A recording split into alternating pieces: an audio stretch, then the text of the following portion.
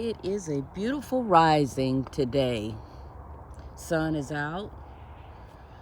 And I figured I'd take you here to show you my garden, which I haven't done in quite some time. So I've got my fall stuff going. And we'll take a quick look at what I've got. I don't know. The mornings have been a little bit cool.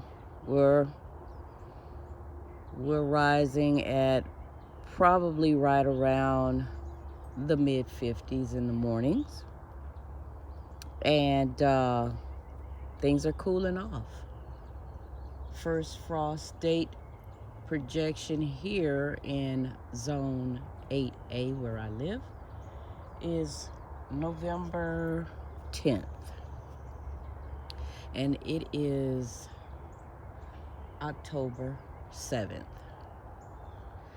So, got about a month before we get that first frost. But anyway, let's take a look at what I've got going on. As you can see, let's get you a little closer. Got a bunch of kale here. Right next to it is a bed of ever-bearing strawberries. They took a serious beating this summer. And you can see they kind of spared out a bit. But with the cool weather and a little bit of water being dumped on them, they are coming back. They're coming back. This past spring, oh my God, they did so well. I was just overran with strawberries. But as it got hotter by the months, yeah, they took a little bit of a beating. Right down here are some French filet beans that I had planted. They're all done now, but I decided to leave the old plants in there just so that they could continue to nourish the soil. As many of you may or may not know, beans are really good nitrogen fixers, so I'm gonna let them stay there and continue to break down and add some of that good old natural nitrogen in the soil. All right, so we'll move right along here. Let's get you up and over. Got Echinacea that has kind of burn up from all the heat as well. But the good thing about Echinacea, it is perennial. It does come back every year. I've had these plants now, and they've actually spread it. One of them is a volunteer. So the seeds they drop, and that helps to keep the survival of the plant going. So I don't ever run out of the Echinacea. Over here is a thornless Blackberry. Now, let me tell y'all, you know, these Blackberry bushes are kind of like, if you know about a, what do they call those flowering trees? Crepe myrtles. If you know about a crepe myrtle, man, you can never get rid of a crepe myrtle. You dig them up and they just find a way to come back. That's their survival tactic. They are going to find a way to come back. So this Blackberry bush is kind of the same way. I had a huge one here, dug it up, moved it to a different area of the yard, and look, that sucker has come right back, right in the bed with the strawberries. So, I don't know. I guess I'll leave it there. I'll just kind of keep it cut back a bit. But yeah, I just couldn't get rid of it. Okay. We've got broccoli here. We've had the little worms attacking them when they first started coming up. But again, because the weather now is getting a bit cooler, I'm not having too many issues with that anymore. I literally get out here and check them and look for the worms and pull them off by hand, because I don't want to spray my stuff with anything, not even the so-called organic stuff. But they are doing well. Okay. And this tall bush here is an eggplant. It's doing really good. More kale. More kale. And down low here in this bed is collards and a few bell peppers that are still left over. Okay. I don't know about you guys, but I have had a real bad rabbit infestation on my garden this year. Again, because it seems to be getting, it's getting a little cooler. It's calming down some, but I had to literally get out here and cover up all of my stuff overnight to keep them from eating them up, because they were just going to town. All you saw was the rabbit pellets left behind where they're pooping all in the garden. But it's calmed down a considerable amount, but they were just in serious mode on my vegetables. Here, what I want to show you are volunteer dill plants, and they're all in between the kale and the collards. Let me get you over here to see the collards. Yeah, all in between that kale and the collards. And interesting enough, because of the fragrance or the smell from the dill, it has helped deter bugs from my collards and kale. They are just beautiful and bug-free, pest-free. So I was like, wow. You got to tell me or show me twice, Mother Nature, on what to do to keep these bugs off my food. The ones that aren't beneficial. I'll put it like that. All right. So let's go on and get around here, pan around, so you can still see more of it. Yeah. Just layers of curly kale mixed in with broccoli. That's a broccoli plant. And collards. Okay. I actually put out some beet seeds that, did not do very well because we had a blast of heat surge here. Some of them came up, as you can see, and most didn't. This whole row was supposed to be beets, but as you can see, only a few. But that's okay. I've got another bed of them a little further over. This big pepper plant here is a ghost pepper. It's a ghost pepper plant, and it's doing fantabulous. Yeah. Doing fantabulous. I have actually made several jars of hot sauce with a mixture of the ghost peppers. I'm going to show you in just a bit my Tabasco peppers that I actually overwintered from last year, and they're big and gorgeous as well. Here's another bed of strawberries, and it just literally got beat up bad.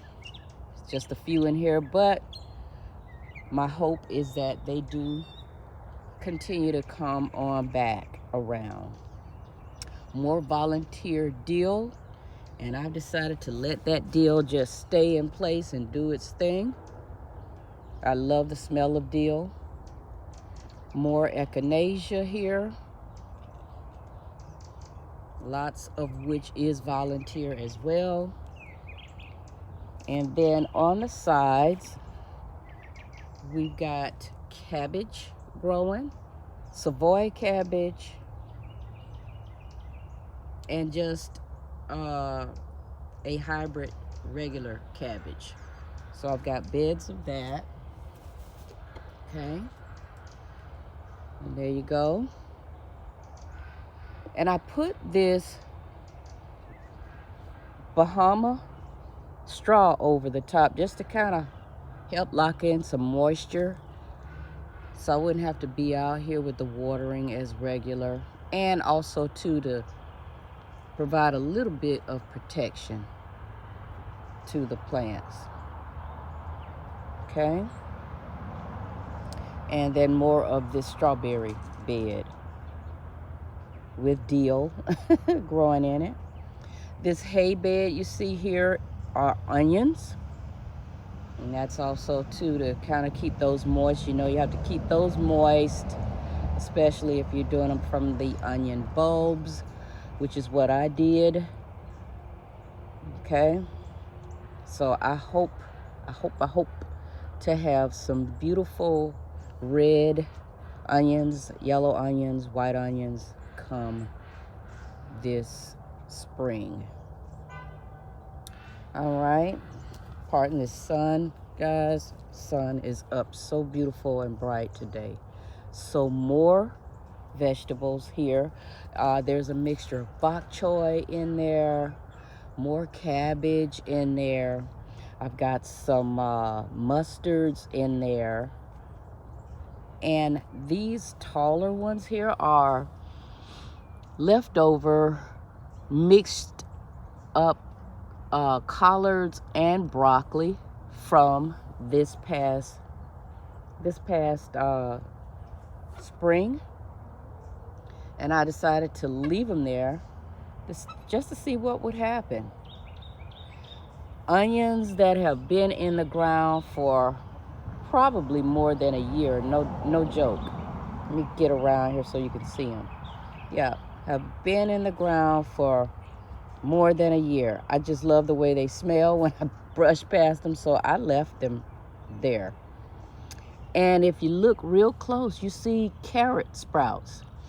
I usually let some of my carrots go to seed on purpose, and all over this ground you'll see carrot sprouts, and I just let them go do their thing, and that helps me with not having to really plant a whole bunch of carrots.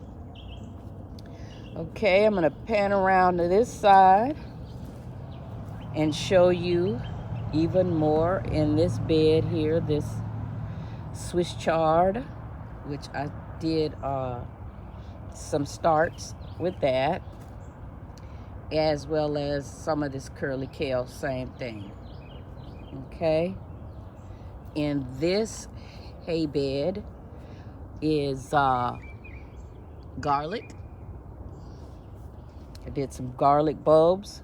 I wasn't gonna do garlic this year, but I said, you know what, I'm gonna go ahead and put some out anyway.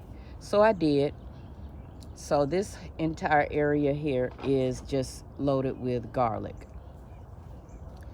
This, of course, is asparagus. I've had this asparagus for many years, and it does pretty good. Okay, that's the asparagus. And in this hay bed are more onions. I love onions. So I decided to just kind of go crazy with the onion planting this time. So all of those are onions, and yellow onions to be exact. I decided to just do all yellow onions here. Right beside that bed is some bush okra, which I love. They do good. Take a close look. We've got some there, some that are coming in bloom, but I love the bush okra. They don't get very tall, but they do produce quite a bit of okra. Here in this bed are turnips, and they were very small just a week or so ago. So small, but taking care of them, they are pushing out really well. Another bed here of leftover collards that went to seed, and I just let the seed do let the seed do its things. And I've got all these collards here that I'm just gonna let them stay there and do what they do. Here are my Tabasco peppers. These are Tabasco peppers that I overwintered from last year. There's 3 of them in there, and as you can see, they are gorgeous. I'm gonna back up a bit so you can get a better view of them. And they are gorgeous. And I'm gonna do the same thing this year. I'm going to dig them up, put them in a pot, and overwinter them and put them back out in the latter part of spring. I have not had to buy or use seeds to start my Tabasco peppers. These are overwintered Tabasco peppers, and they are gorgeous. I'm gonna come on back around and show you my jalapeno alley. Here is what I call it. I've probably got about 6 jalapeno plants in here. And I had a little bit of trouble of some worms eating on them. I mean, they would literally just shave all of the outer skin off of the pepper and leave the seeds there. But again, with the cooler weather coming in, I've had less problems with that. But when it was hot, it was just crazy. And it took me a minute to try to figure out what the heck was eating up my peppers like that. And they were also doing the Tabasco peppers the same way. I've got some Hungarian peppers out here. They were being eaten up. Just about all my pepper plants were being eaten up by these weird, crazy looking worms. And down here, further from the jalapenos, we've got habanero. You see that damage there? Look. And this thing is still loaded with habaneros on it. You know, it is just full. Lots of sweet banana peppers. I've made tons of pickled banana peppers. Some a little spicy. I've added in some peppers with them, and I will tell you guys, my family love them. You can pretty much put those peppers on anything. Omelets, your green vegetables, sandwiches. I mean, you name it. So that's been fun doing that. But yeah, those are my peppers there. More scattered carrots. Again, I just leave them there, let them do their thing. Some of them I will use, some I will let go to seed again. because, hey, they are doing the work for me. Doing the work for me. In this tower is what's called 1,000 head kale. I got these seeds from Baker Seed Company. I actually heard about this 1,000 head kale on Hollis and Nancy's Homestead channel. Y'all hadn't checked out Hollis and Nancy Homestead? Check them out. They got some really cool stuff going on. But I heard about these from them, and I decided to go online to Baker Seeds and order some, and here we go. They get huge. The leaves get, oh my God, probably twice as big as your head. So a lot of this will be for eating, or probably for me, more juicing with them than anything. And a lot of it will be fed to my chickens. So my chickens will eat real good from these. But yeah, that's what's in here. 1,000 head kale. Yeah, there you go. It's beautiful. This is a leftover piece of a squash plant. Butternut squash, to be exact. These are Asian peppers. I forgot the name, but they did real well this year.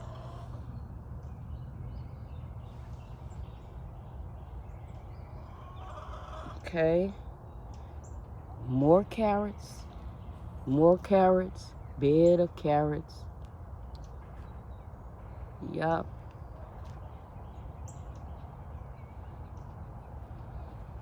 All right. And this little pepper bush here is some type of ornamental pepper bush.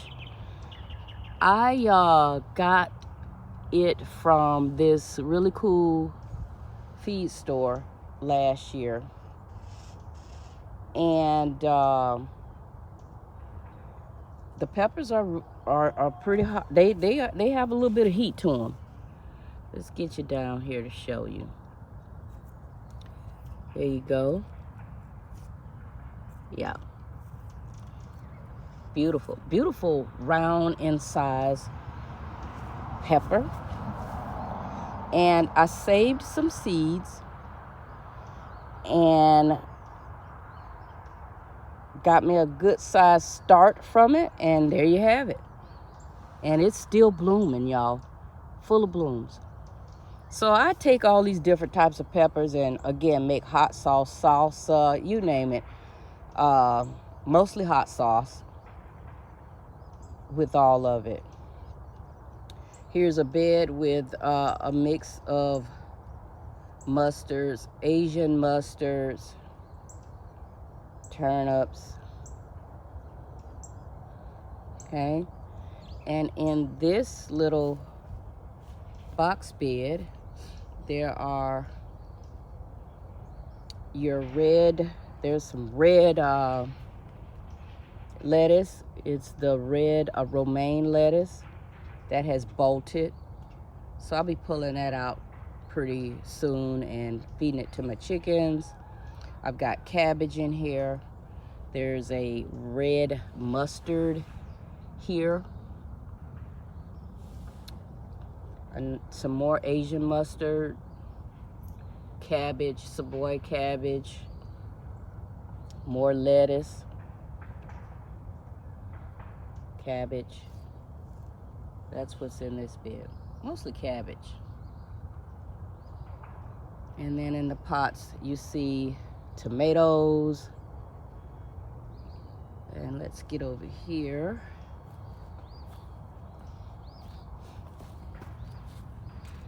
Sugar snaps that are struggling just a bit because again we're still having these, you know, little bursts of heat the little heat waves that are coming through, but as it continues to get cooler, these will do well. They'll start to kick in like they should. But those are sugar snap. Okay. Trying to keep this sun from blazing in your face. Okay. More tomatoes. The tomato hornworm had a field day on most of my tomatoes this year. I mean, I was out here pulling off big fat ones. Big fat tomato hornworms. All right. This plant is a garlic chive. Oh my God, you talking about smells so good. I've used it in several dishes, but yeah, and I've had it for years, and it's got seeds, so I'll get lots of volunteers from it. There's some right there that's coming up from the seeds. It had gotten infested with ants, so I kind of cleaned all that out to try to help it come back, and it's starting to sprout up real good now. Yep. All right, let's keep moving. Go through here. Yeah, this bed here is full of volunteer collards that I just, hey, let them stay to do their thing.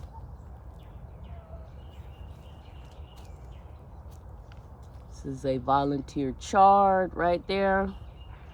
Beautiful. Another bed here. Let's get around so you can see. This is another bed of cabbage and kale. And also have some mooring head collards in there. It's Morris head, pardon me. Morris heading collards. That's one. And I bought these as starts. I've heard that they are probably one of the better tasting collards you can eat. Aside from what's called the top bunch. I think that's what it's called, top bunch collards. Yeah. I don't have any of those. I typically grow the Morris heading and the Georgia collards. So I think I'm going to go on and order me some top bunch collard seeds and test those out. But top bunch collards tend to be the #1 tasting, best tasting collards. Then your Morris heading, and then the Georgia collards. But yeah, this is a bed here with some of those in it.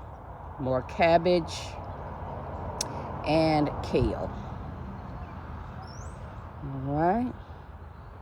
Just kind of give you a full view of what I've shown you so far. All right. And then we're going to make our way on over to this final bed here, which I've got lots of lettuce in here that has bolted. But that's cool. Some of the leaves I can still use, and some of it I will feed to my chickens. Sweet basil that has just done lovely. I heard of this trick a few years ago about pinching off the flowering heads, just keeping those pinched off, and that helps to keep it pushing out and makes it real bushy. It does work, y'all. The more I pinch off the flowers that come into bloom on the sweet basil, the bushier it gets. Here's more beets. Beautiful. I want to make some beet relish. And I also juice with them. I'm a juicer, guys. I do my green drink first thing in the morning. Every morning. come out here and I pick my ingredients for my drink right from the garden.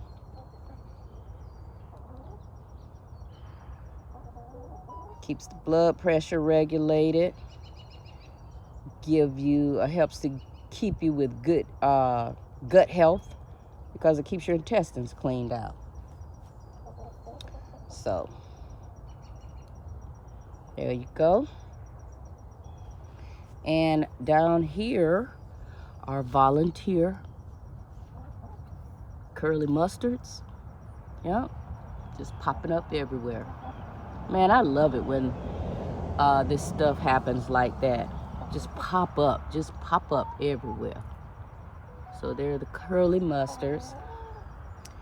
This big patch here, let's get around there. This is turmeric. Had it for a long time as well. That is turmeric.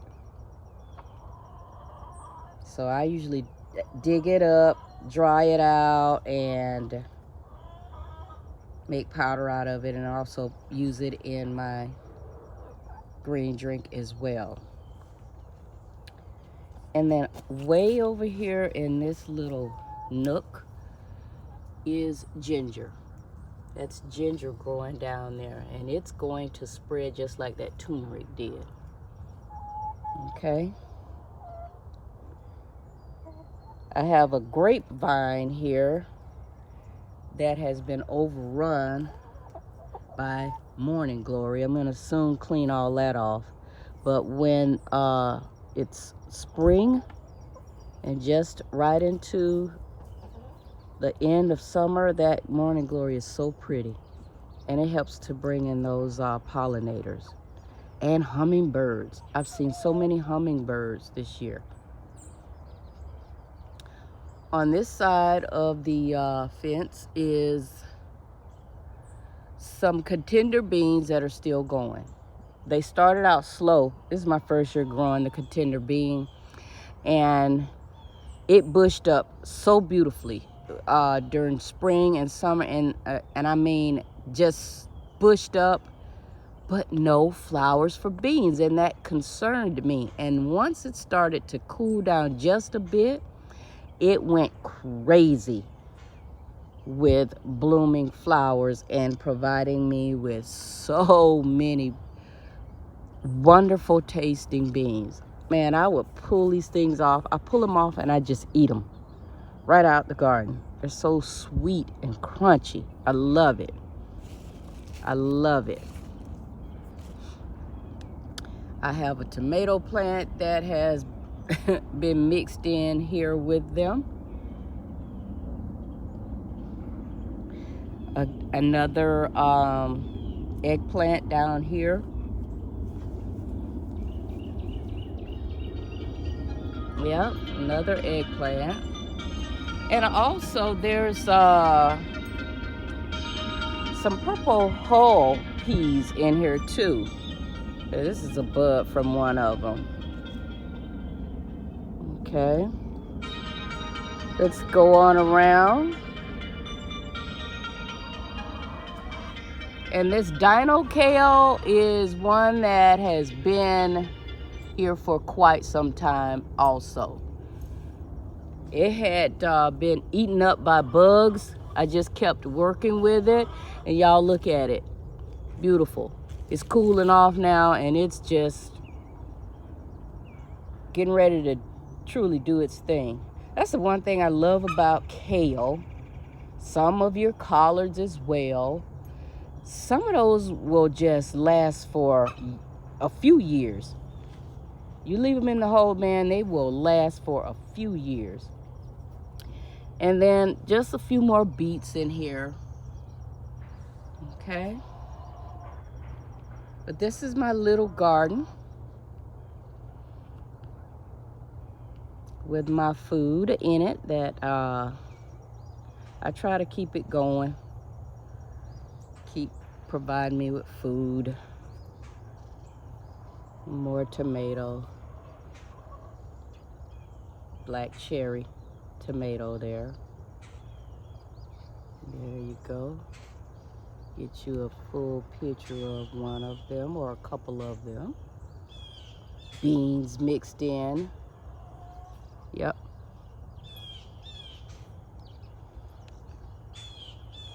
Cool. All right. And there it is. That's my garden space. Keeping it going. And then finally, I want to show you one last thing, and that is this planter box that Mr. Ralph built for me. And it actually has melons that are still producing in it. There you go. You can see some of the melons I pulled out and just kind of set them on top.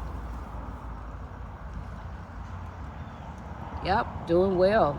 And it has melons inside. Still got melons going inside. So, yep. But that's it, guys. Thanks for taking this little short tour with me of my little fall garden that I've got going. Appreciate you stopping by. If you haven't already, please subscribe. Hit that like button, leave a comment, share this video link with your friends, and encourage them to come along on these little short tours with me. I'm AN-T-NEES with, I'm 77, I'm sorry. I'm 77 with AN-T-NEES. And as y'all know, for those of you who have been kind of on this journey with me, these are the Honky Tonk Chronicles. Have a fantastic day, and I'll be chatting at you again soon. Peace, y'all.